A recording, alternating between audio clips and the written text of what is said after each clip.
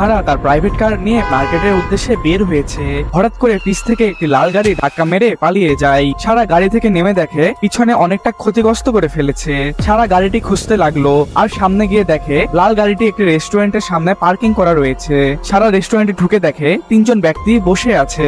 এখন প্রশ্ন আপনার কাছে, তিনজন ব্যক্তির মধ্যে কে লাল প্রাইভেট কারটির মালিক? অপশন দেওয়া হলো 1, 2, 3, সময় হচ্ছে 5 সেকেন্ড, তাড়াতাড়ি ভেবে বলুন।